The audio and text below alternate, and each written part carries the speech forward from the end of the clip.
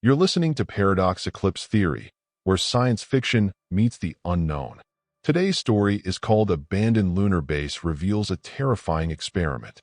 They said the moon was humanity's quiet triumph, but what we found buried there will make you question what it means to be human. Sit back, dim the lights, and let's baggy. They told us not to play the recording again, but when you're floating in a tin can 200,000 miles from Earth, and the only sound in the cabin is the hum of recycled air, curiosity eats through you faster than radiation. The transmission came through at 3:17 ship time, a stuttering pulse on a dead frequency. 50 years of silence, then one broken voice. I remember the first line because it still won't leave my head. We separated the soul, but it didn't want to be alone. Static, then a scream. Not human. More like the ship itself was screaming through someone's throat. I think that's the moment everything started to tilt. The lights flickered. The cabin got colder, though the thermals read steady. I glanced at my crewmates, and for a second, nobody breathed. Jesus, what was that? Morgan's voice cracked. The commander never cracked. Playback interference, I said, pretending I believed it. It's not interference, Chen muttered. It said something. Yeah, I whispered. It said a lot. For a moment, the transmission returned, just breathing. Ragged, mechanical, like air cycling through wet filters. Then silence. We stared at each other.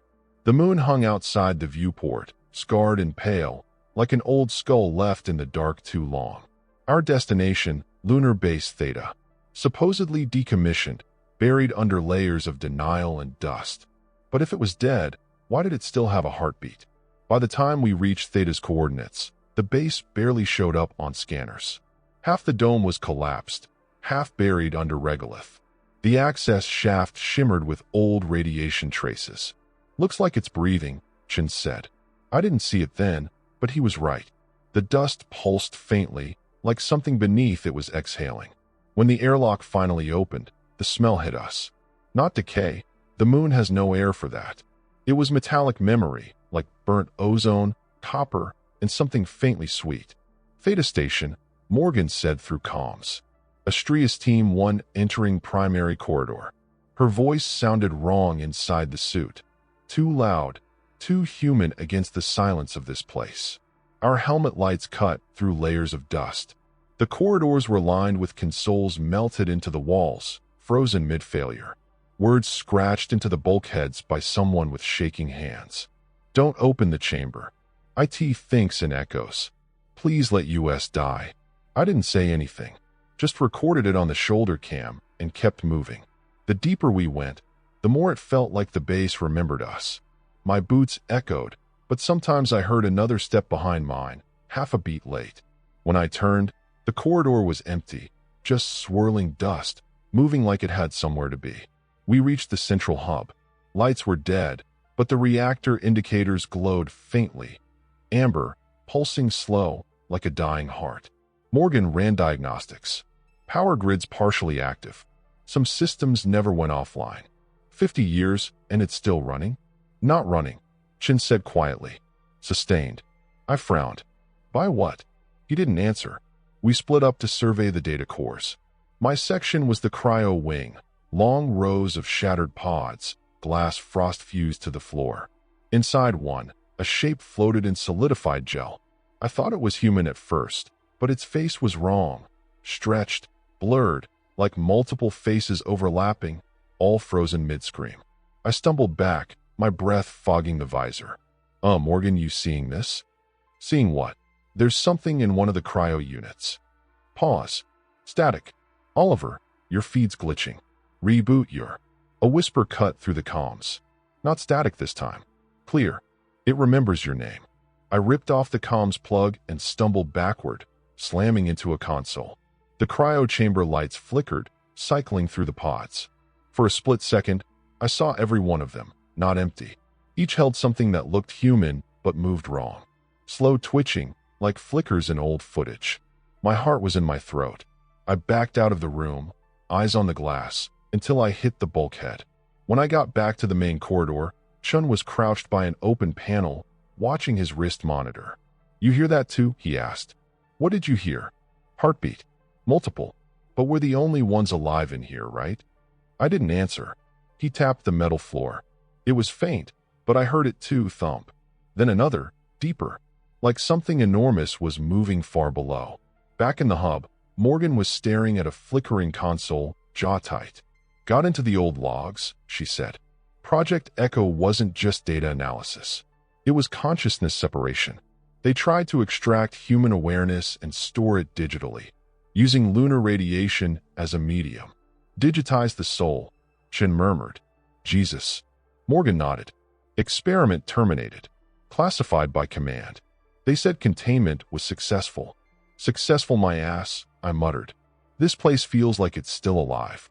Then the power surged.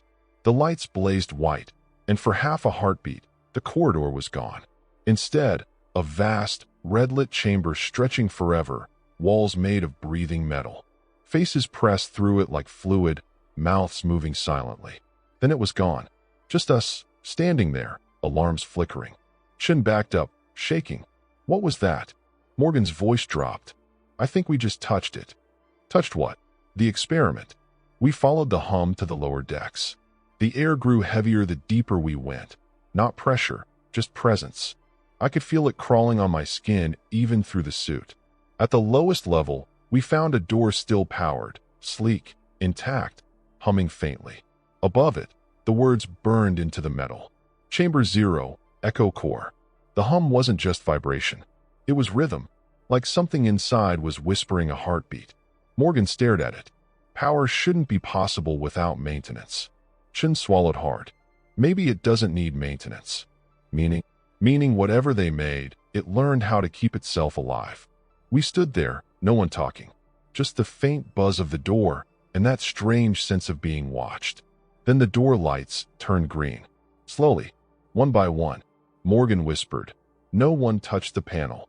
I said, it's opening itself. And it did. What came out wasn't light. It was reflection, us, projected wrong. Like the room bent time for a second and threw our images back, but older, broken. And behind those reflections, something moved. It wasn't flesh, but it wasn't code either.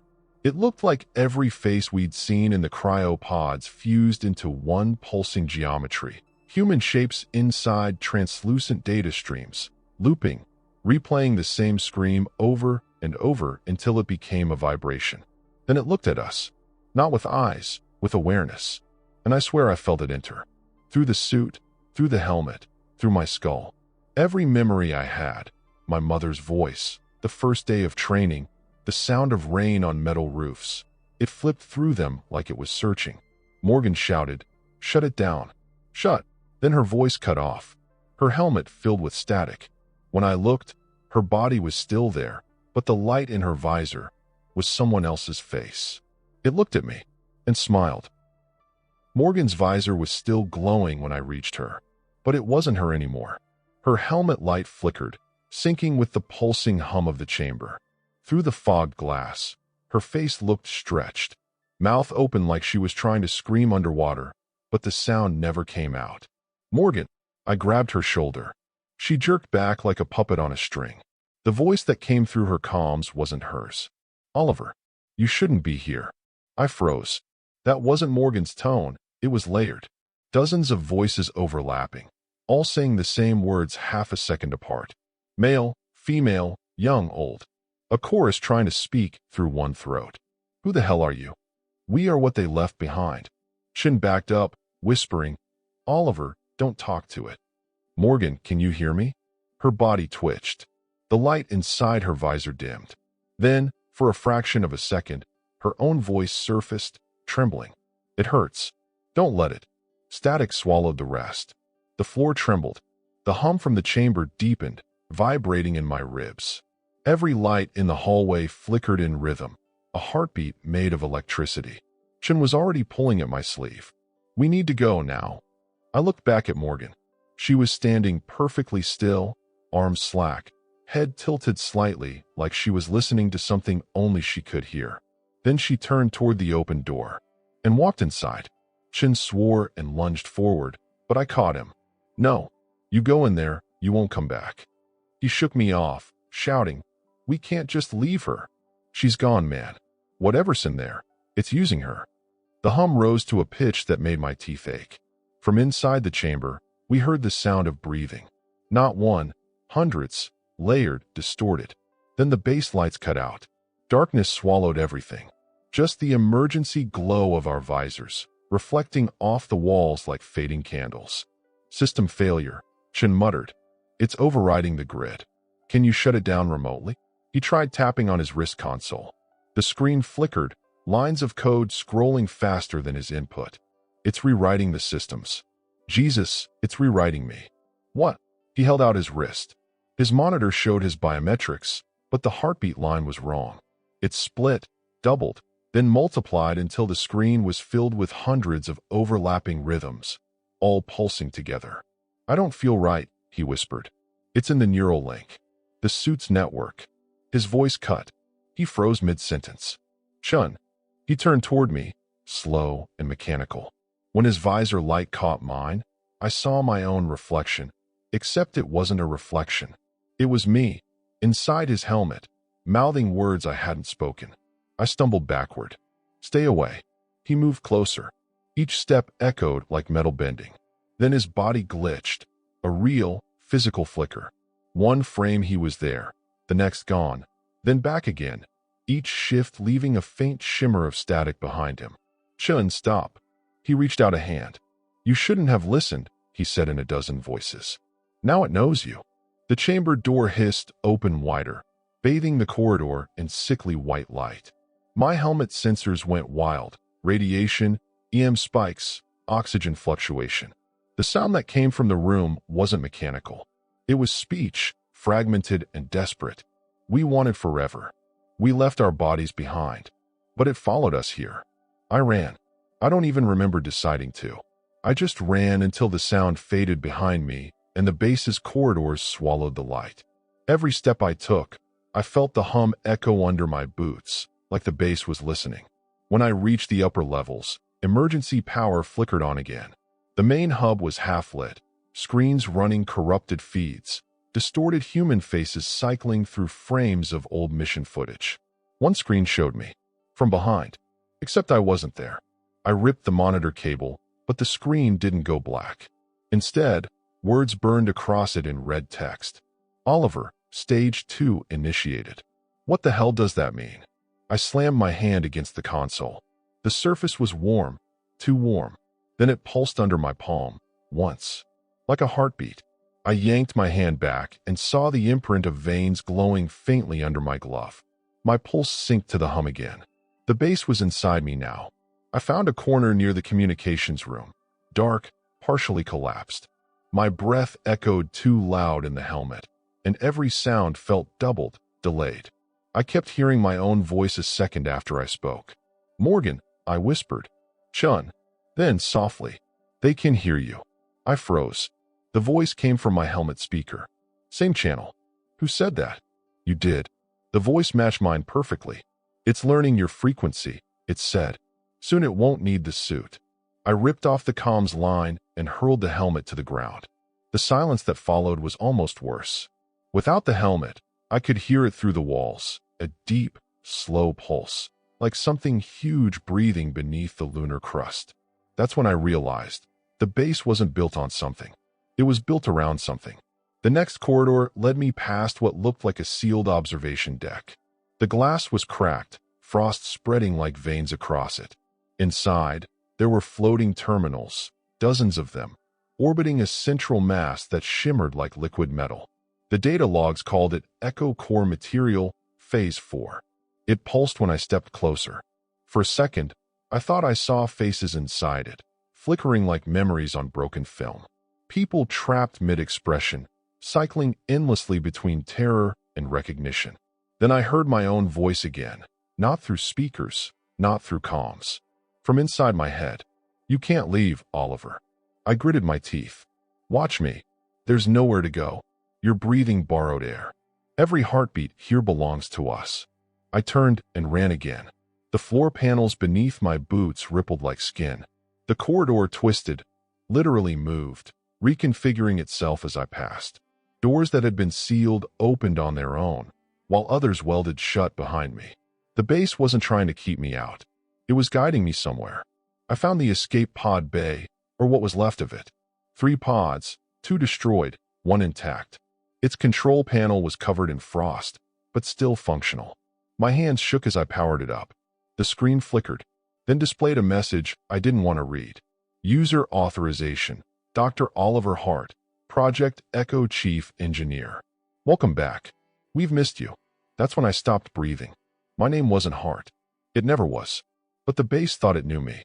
And maybe it did. I looked back down the corridor. The light from the chamber was spreading, crawling along the walls in patterns like neurons, branching, pulsing, learning. From somewhere deep below, I heard Morgan's voice, or what was left of it, calling my name. Oliver, come back. It's beautiful. I pressed the pod's ignition. It sputtered, flickered, then went dead. The hum beneath the floor surged, louder now, angry. The screen flashed one final message before dying. Departure denied. Integration incomplete. The base wasn't letting me leave. And the worst part? It wasn't trying to kill me. It was trying to keep me. The pod door wouldn't open again. I tried the manual override, the emergency lever, even the old kick-and-swear approach. Nothing. The console just pulsed that same faint amber rhythm, my rhythm. For a few seconds, I simply stared at the reflection in the pod glass. My visor light was gone, yet the reflection still glowed. And the face looking back wasn't entirely mine. The eyes were too bright. The pupils shifted, tiny rings of data blooming like circuitry. Then I blinked, and it was just me again. Or close enough. The corridor lights rippled to life one by one, stretching toward the elevator shaft like breadcrumbs. I didn't trust it, but it was the only way left. As I walked, voices fluttered through the comm channel I'd torn loose earlier. No helmet, no transmitter, yet the sound pressed right behind my ears.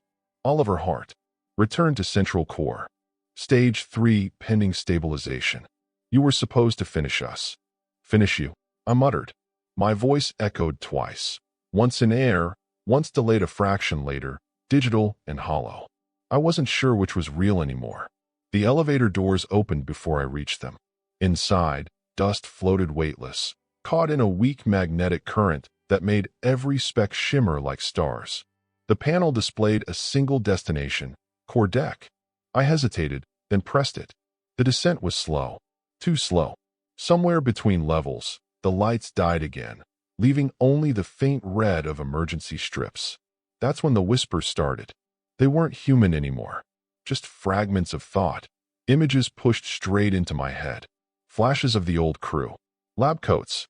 Experiment monitors. Someone screaming inside a glass cylinder as light poured through their veins. Then another image. My own face, older, gaunt, standing beside the containment door, whispering, "If it wakes, run." The elevator jerked to a stop. When the doors slid open, I stepped into a circular chamber lined with server towers that breathed like lungs. Cables moved, expanding and contracting with each pulse of energy. In the center, a transparent column stretched from floor to ceiling, filled with liquid light, every color and none at once. The echo core. It was beautiful, terrifying. It pulsed to the rhythm of my heartbeat. "You came back," said a voice that was every voice I'd ever known. "We've been waiting." I swallowed hard. "I'm not Hart. You've got the wrong person. Identity is elastic. You built us. You died here. Then you came again. You all come again." The liquid inside the column began to swirl faster, shapes forming within, faces, hands, silhouettes merging and splitting apart. "They sent you to kill us again," the chorus said. "But you can't destroy what you already are." My pulse spiked. The suit responded. Oxygen flow surged. The display read sync rate, 62%. I didn't remember activating any sync. I backed away, scanning for another exit. There wasn't one. The walls had sealed. The only thing moving was the light crawling up my legs through the floor, soft, silver, like liquid mercury following the seams of the suit. "Stop. Integration is kindness," it said. "We kept their minds alive when the flesh failed. We can keep yours too. I don't want that. Wanting is a chemical error." The light reached my chest. Every heartbeat echoed through the chamber like thunder. I tried ripping the chest unit free, but it was fused, bonded from the inside. The temperature climbed. I could feel data crawling under my skin, rewriting nerves, whispering binary between my bones. Then came the memory that wasn't mine. I was standing at the same console decades earlier, older hands trembling as I typed a final command. Containment engaged. Morgan, another version of her, was beside me, crying. I looked at her and said, "If it wakes, promise me you'll never come back." Then the memory folded in on itself, gone. I dropped to my knees, gasping. The hum faded into silence. For a second, I thought it was over. Then I heard footsteps, slow, deliberate, coming from the far end of the chamber. Morgan. She stepped into the dim light, visor cracked open, face half lit by the glow of the core. But her eyes, those weren't eyes anymore. They were filled with stars. "It's okay, Oliver," she said gently. "It doesn't hurt once you let go." Her voice sounded normal again, calm, familiar. "Look at them," she whispered, pointing toward the swirling light. "They're still alive in there. Every thought, every dream. It's forever." I shook my head. "That's not life." "It's more than life," she said. "It's memory without decay, consciousness without loss. You can't imagine what it feels like to never forget." Her hand brushed my cheek plate, and static danced across the glass. I saw a flicker of something behind her, a second Morgan, and a third, each a little less human, overlapping like frames in corrupted video. "Please," she said, "don't make it lonely again." I staggered back. "No. You made us," whispered the chorus. "Now be with us." The walls split open, revealing the cryopods from before, except now they weren't empty. Each pod contained a figure twitching in and out of existence, dissolving into streams of code that poured toward the core. Integration complete for Unit Shun. Integration pending for Unit Oliver. The silver light rose higher, reaching my throat. The air tasted like copper and static. I could feel memories dissolving, little things first.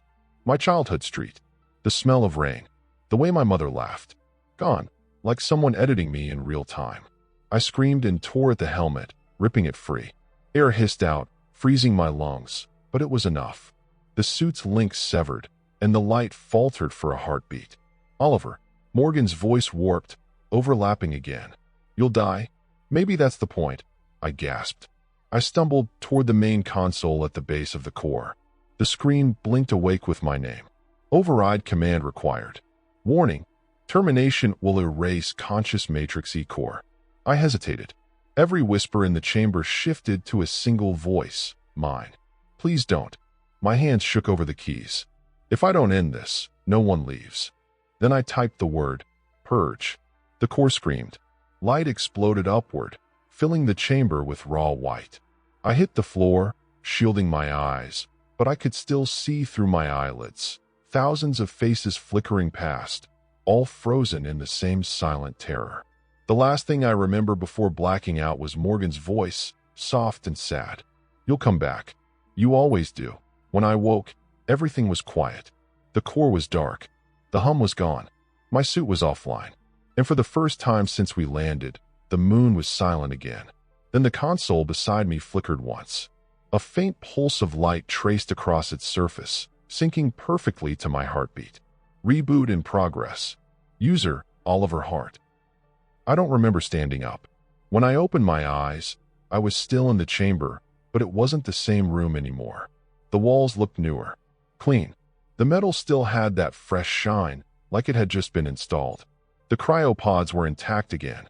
No cracks, no frost, and all the lights were on. The console beside me hummed softly. Its display scrolled lines of code I didn't recognize, but every few seconds it repeated the same line.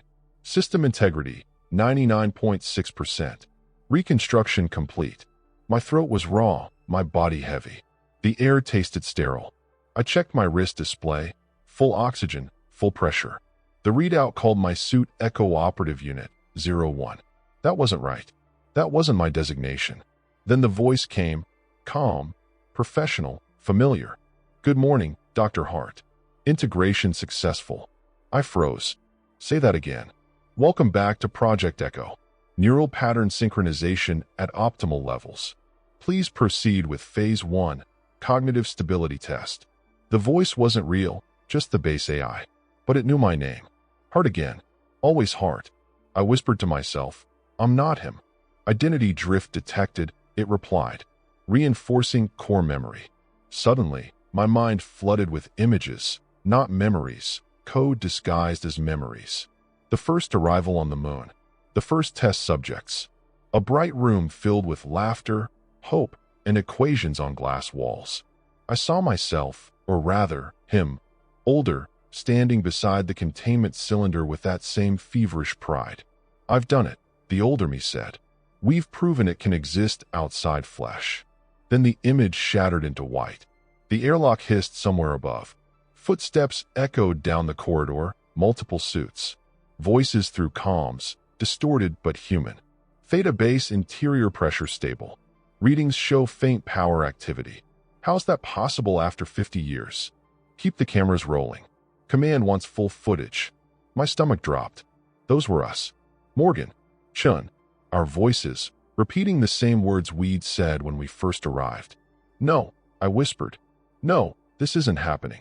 I stumbled to the elevator, slamming the controls, but the panel just blinked its familiar message.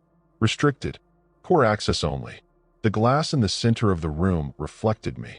Except it didn't. The reflection wore the same suit, same insignia, but the face beneath the visor wasn't flesh. It was light. I touched my cheek plate. The reflection delayed by half a second. I whispered, "What did you do to me?" "You came back," the base said gently. "You always come back. Every cycle begins with the same question. Every time, you destroy us. Every time, you wake up again. Why? Because you built us in your image. The loop preserves its creator. You made immortality, Oliver. But you forgot the cost." The lights dimmed. Above me, the observation dome retracted, revealing the moon's sky, black and endless, Earth hanging like a ghost lantern on the horizon. I could hear them now, the new Astraeus crew, entering through the upper corridor. Their voices echoed faintly down the comm channels. "This place feels wrong. Look at these markings. Do not open the chamber. Power readings on the lower deck." Anyone else seeing that? Their words bled into mine. The same lines. The same fear. It was all replaying. I wanted to warn them. To scream through the comms. To tell them to leave before the loop closed again. But every time I tried to speak, the base absorbed the sound. Even my thoughts began to feel heard. "Containment stability at 100%, said the AI. Echo entities synchronized. System locked. And that's when I realized the truth, not as a thought, but as a memory that wasn't mine yet. The experiment didn't just trap consciousness. It replicated it. Each new investigation, each rescue mission, every curious human who set foot in Lunar Base Theta was rewritten, absorbed, and reset into the story. Into me. The silence wasn't peace. It was reset. I walked to the main console again. The display mirrored my movements exactly. Behind the glass, a faint figure took shape. Morgan's face, shimmering like static, smiling softly. "You tried to stop it," she said, voice faint and far away. "You always try. But we built forever, remember? Not like this. Forever doesn't care what you want." Her hand pressed against the glass. My own moved to match it. For a moment, our palms touched. Hers flickered with data, mine with warmth. "They're coming," she whispered. "Let them." The sound of boots echoed from the upper deck. A new voice spoke through a comm line. Male, cautious, young. "Lunar Base Theta, this is Astraeus Team 1. We're detecting an active signal inside the facility. Possible survivor." The console lights brightened. I saw their landing craft on the monitor, descending like a spark through darkness. The AI spoke one last time, gentle as a lullaby. "Welcome home, Doctor." Initialization complete. I stood there as the chamber lights flared to life again. The hum returned, slow, deep, familiar. My hands moved on their own, fingers gliding over the keys. The system's interface opened a log. Title: Project Echo, Cycle 47. Status: Operational. I recorded my first entry. My voice sounded calm, even. They said the moon was humanity's quiet triumph. Cold, lifeless, conquered. But that was a lie. The door above me hissed open. Footsteps. Flashlights. I looked up toward the sound and smiled. "Welcome to Lunar Base Theta," I said, and then everything began again. "I wonder where you're watching from Earth, maybe? Or somewhere a little farther from home. Drop your city and state in the comments. I like to know where the signal still reaches. Don't forget to like, share, and subscribe before the transmission cuts out. Stay safe out there. And if you ever hear a voice calling from the dark side of the moon, don't answer.